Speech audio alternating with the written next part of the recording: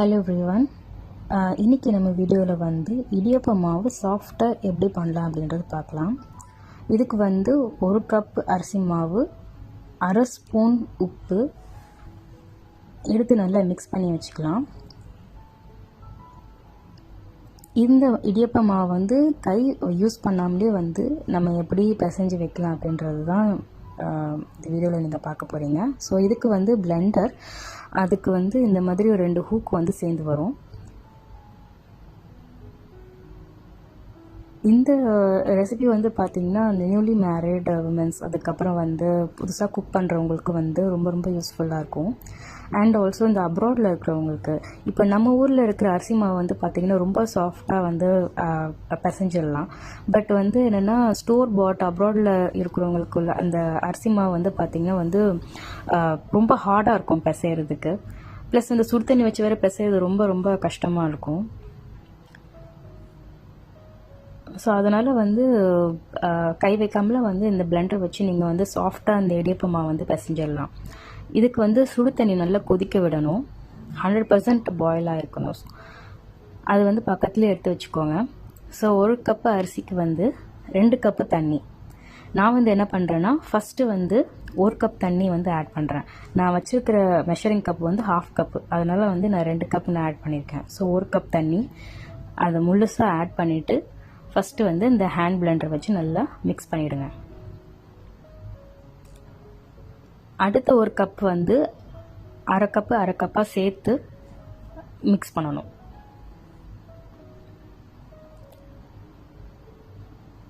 So நான் வந்து abroad வந்து புதுசில் வந்து பார்த்திங்கன்னா எனக்கு இடியப்ப மாவு வந்து புளியறது ரொம்ப ரொம்ப கஷ்டமாக இருந்தது.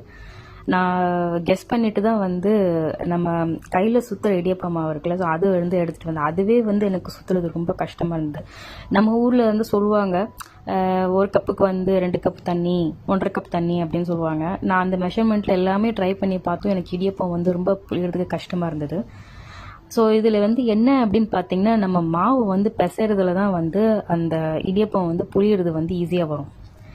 என்ன அப்படின்னா சுடு தண்ணி வச்சு நம்ம புளியும் போது கொஞ்சம் அந்த மாவு பிசையும் போது வந்து கொஞ்சம் கஷ்டமாக இருக்கும். ஸோ அந்த மாதிரி டிஸ்அட்வான்டேஜை வந்து நம்ம ஓவர் கம் பண்ணுறதுக்கு தான் வந்து இந்த மாதிரி ஹேண்ட் பிளெண்டரை வந்துச்சு சொல்கிறேன். ஸோ அந்த சுடு தண்ணியும் வச்சு நல்லா மிக்ஸ் பண்ணிட்டான்னா அந்த மாவு வந்து நல்லா சாஃப்டாக வந்துடுது.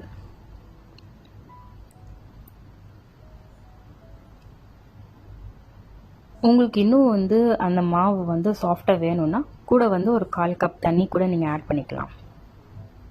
ஸோ அந்த ஓரத்தில் இருக்கிற அந்த அரிசி மாவுலாம் வந்து ஒன்றா சேர்த்து அந்த ஸ்பேச்சுலா வச்சு ஸ்க்ராப் பண்ணி விட்டுருங்க.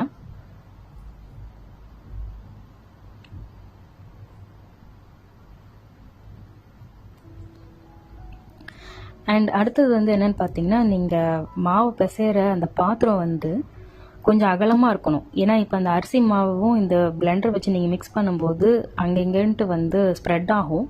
ஸோ அதனால் வந்து அந்த பவுல் வந்து நல்லா அகலமான பவுலாக இருக்கணும்.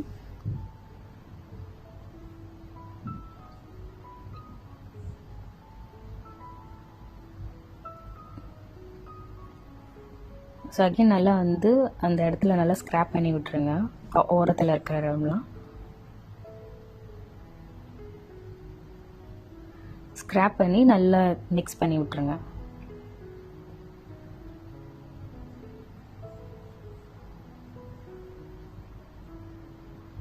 ஸோ இப்போ நல்லா மாவு வந்து பிசைஞ்சிச்சு.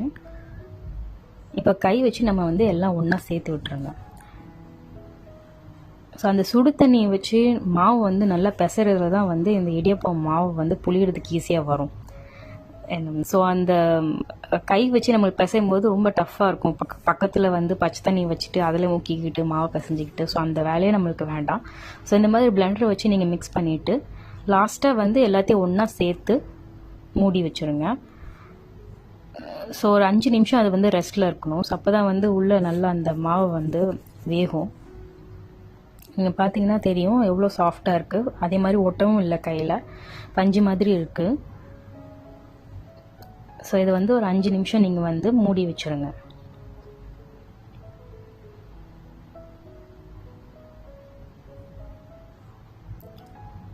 ஸோ இந்த மாதிரி வந்து கண் பெருசாக இருக்கிற இந்த ஸ்டீமர் வந்து நான் அடிச்சிருக்கேன். ஸோ அதில் வந்து தண்ணி இல்லாமல் ஆயில் வச்சு நல்லா இது ஸ்ப்ரெட் பண்ணி விட்டுருங்க.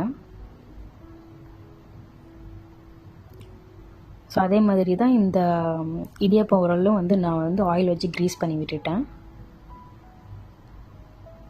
இப்போ இந்த இடியாப்பம் உரலில் வந்து நம்ம பிசைஞ்சு வச்சுருக்கிற இந்த இடியாப்ப மாவு வந்து ஒரு 3/4 தான் நம்ம வந்து ஃபில் பண்ணணும், இல்லைன்னா half ஆஃப் த போர்ஷன் தான் நம்ம வந்து ஃபில் பண்ணணும்.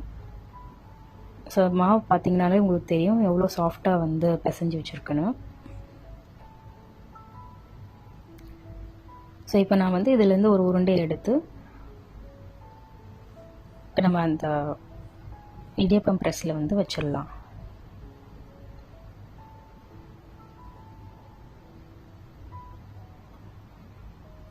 இப்போ நான் உங்களுக்கு புளிஞ்சு காமிக்கிறேன் அந்த இடியாப்பம் வந்து சுற்றுறது வந்து எவ்வளோ ஈஸியாக இருக்குது அப்படின்னு.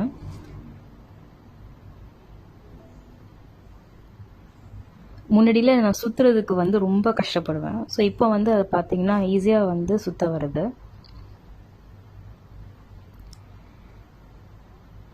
இப்போ எனக்கு இந்த ஸ்டீமரில் வந்து அந்த கண் வந்து பெருசாக இருக்கிறதுனால எனக்கு இந்த இடியாப்பம் குக் ஆகிறதுக்கு கரெக்டாக 2 minutes ஆகும்.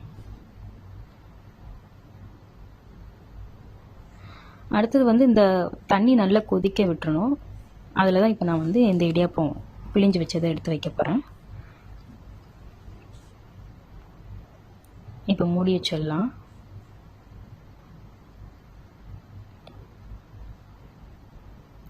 இப்போ பார்த்தீங்கன்னா இப்போ நம்ம தொட்டு பார்த்தோன்னா அந்த வந்து அமுங்கக்கூடாது.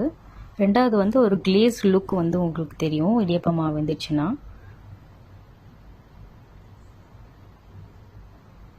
இப்போ பார்த்தா உங்களுக்கு தெரியும் நல்லா வெந்துருச்சு,